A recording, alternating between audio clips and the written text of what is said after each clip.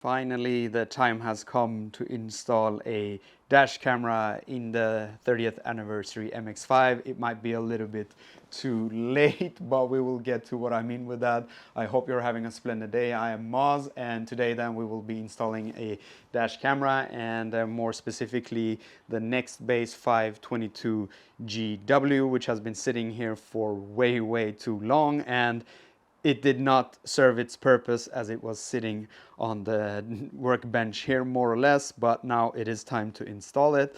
And the reason why I'm saying then that it hopefully is a bit too late and it will never happen again is because I got into an accident with an idiot. And you might say I have myself to blame, etc., etc., but I am 99.99% positive if I would have had a dash camera, that guy's insurance would have had to cover everything with regards to the repairs on my car and his and so on. So that is that. So what we will be installing is a forward-facing camera. So this is a Quad HD 1440p front-facing camera, and then we also have a rearward-facing camera module like this. This attaches directly to the main unit and it films backwards then. Also, we do have an option of a wired option, as you can see. And the reason why I went with the module only is that we can hopefully utilize the size of the MX5 ND2 to actually film forward and rearward facing with just the main unit, so to speak, because the car is small and we can see forth and back quite easily. I'll get to that in a bit. And I did get this quite cheap, so I bought it brand new for, I don't think I even paid $200 for the main unit and the two reversing cameras. So what we will essentially be doing is to see if we can install it in a good way on the back here. As you can see, we have the MX5 acrylic see-through wind blocker, and we do have an adapter for the action camera sitting already there. And I was thinking, how can I utilize this adapter to actually attach the dash camera and also the action camera, switching between the two without any fuss, etc.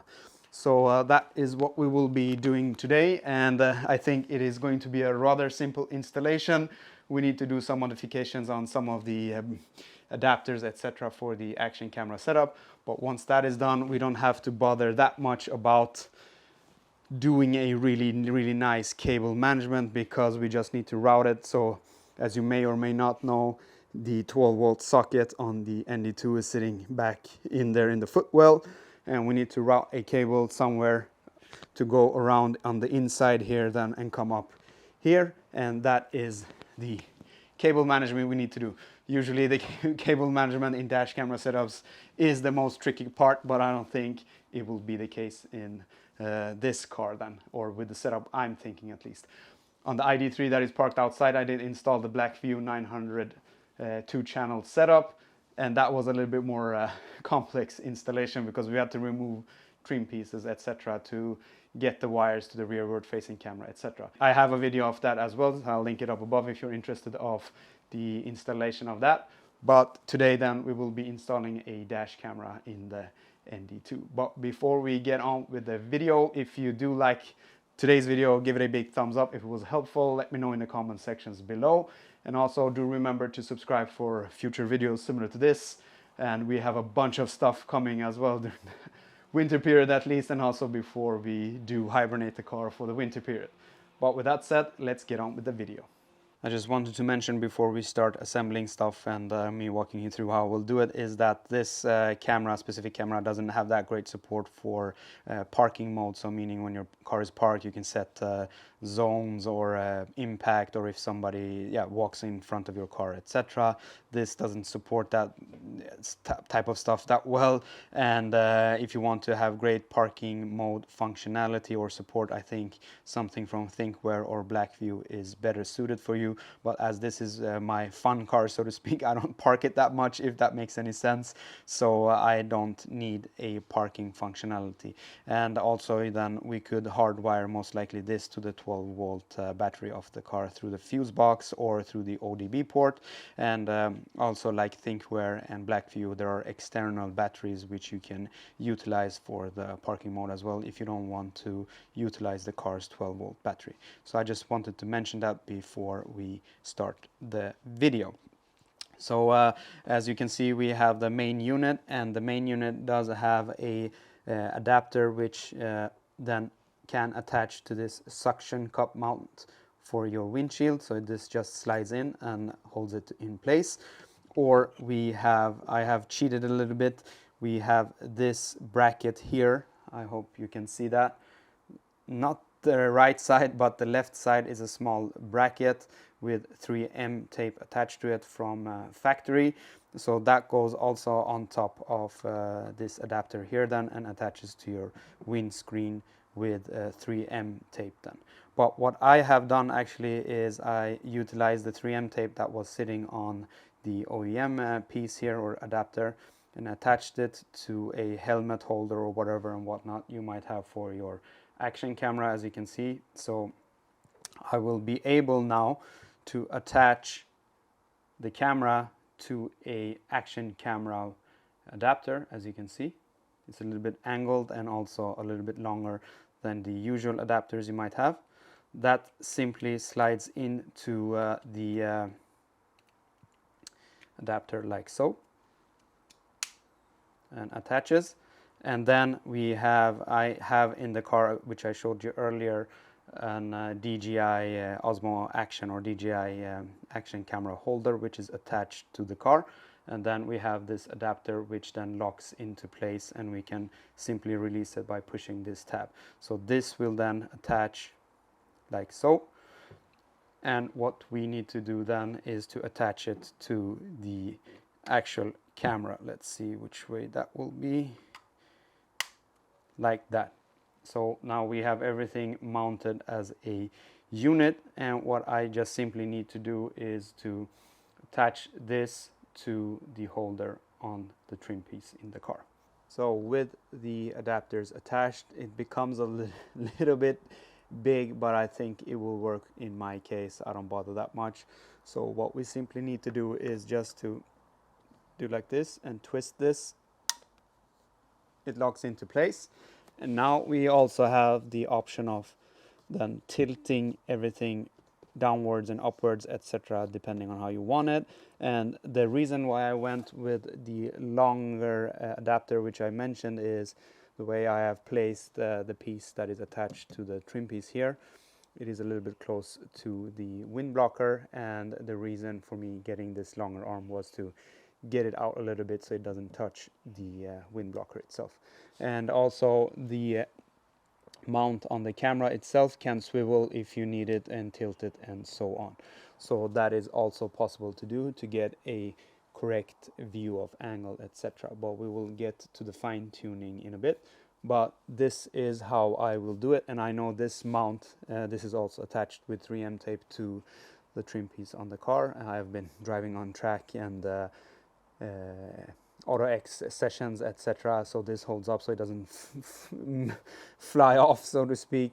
So that is that. What we will be also doing is to install the rearward facing camera directly into the main unit. So we have a rearward facing possibility, and the cable will be routed as well. And the cable attaches from this side into the bracket itself, because it has connectors that attaches to the camera. But we also have a socket down here on the camera itself where we can attach the power cable to. So what I will be doing next is to install the rearward facing module, and once that is done, we will attack the cable management. The rearward facing camera do have, I think it's an HDMI connector, and it just simply attaches to the main camera like so. And now we have a rearward facing camera, and in a regular car, if we would have done the option with a wired camera. We would have need to remove trim pieces, etc., to have a nice cable management. But as you can see in this case, as we have the clear wind blocker, the rearward facing camera will have no obstruction, and also we will have a good field of view facing forward. I believe the front facing camera on this and the rearward facing camera are 140 degrees. If I do not get that right, I'll put a text down below on exactly what the field of view is, and we will see later on while we are out driving what it looks like. So with the main unit attached, we will now route the cable, which should be a simple task. Next is then to attack the cable routing management, and as I mentioned, I want to keep this as simple as possible. So the cable do come with an adapter for the 12-volt socket in the car, and it is sitting back here in the ND2 by the footwell. And what we need to do is route the cable from the outlet and tuck it behind this trim piece here. We just need to slightly bend it outwards. It's no issues. The same goes around the trim piece by the door here. And once we are there, we will route the cable behind the seat and up to the camera. And I will attach the cable behind the seat. I have small clips with a 3M adhesive tape on the backing, and I'll show you what that will do. So it's only just more or less to keep the cable in place so it doesn't move around and rattle potentially. I was first thinking of removing the trim pieces behind the seats, etc., to have a clean cable management, but I want to keep it as simple as possible. Nobody will see more or less what's happening behind the seat anyway, and the only portion that will be visible is where the cable comes out and attaches to the camera. That part would have still been visible irrespective of how good of a cable manage we would have done. And if you're routing it then, or if you have the camera in the front windshield, you would have been routing it through the roof liner down through the A-pillar and then down to the 12-volt socket, or the other way if you would have used the ODB port or connecting it to the fuse box for the constant power. But we will not do that in this case.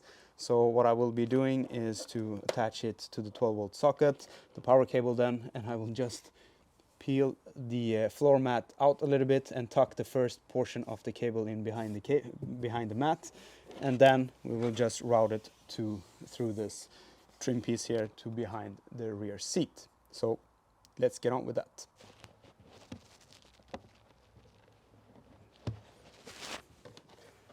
So hopefully you can see I'm just tucking this in ever so slightly.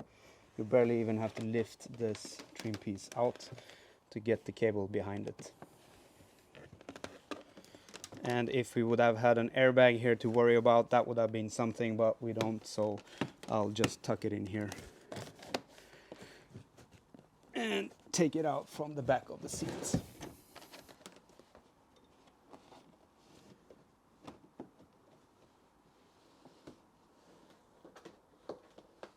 And we'll have just enough cable to route it up to the camera. Cable management is complete. I don't think it took more than 5 minutes to do.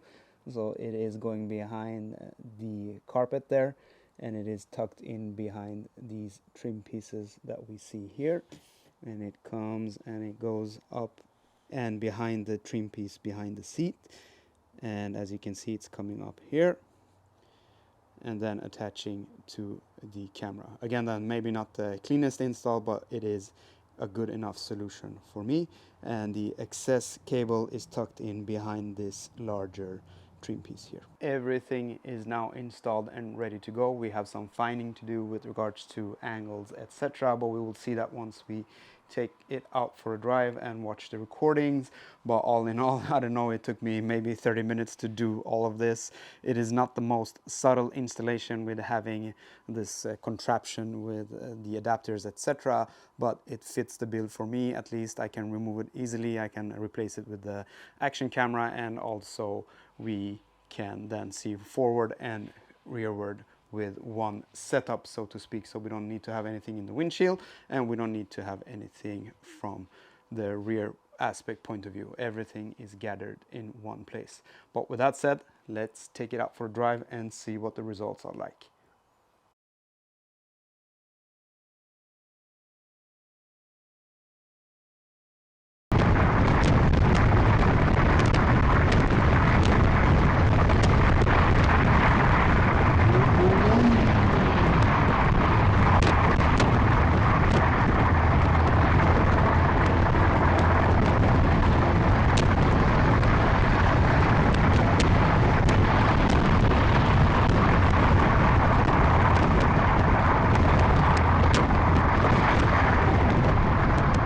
there you have it, ladies and gentlemen. I hope you enjoyed the footage from the dash camera themselves. I think it came out really well. It fits the purpose, and also having it a little bit farther back, we actually have a wider field of view, so to speak, compared to having it here on the front windshield. But again, then potentially we're not covering everything on the left side because it is not centered on the middle of the car, so to speak. But I think it turned out great. And also I forgot to mention the rearward facing camera, the lens of it is also adjustable in any direction more or less to a certain amount, so you can use that as a fine adjustment with regards to what you're filming backwards, so to speak then. So that was that with regards to this video. It's not a review of the camera itself, so no comments on the video quality, etc., unfortunately from my side. If you want to have a review, so to speak, with regards to the 522GW or compare it to the Black Fuel, leave your comments in the comment sections down below, or any comments you have in general with regards to the dash cam installation, the dash cam, the car, or whatever it might be. It is fun to have an interaction with you then. But also, if you did like today's video, give it a big thumbs up because that helped me a lot, and do remember to subscribe if you like the content of the channel. With that said, I'll be seeing you on the next one.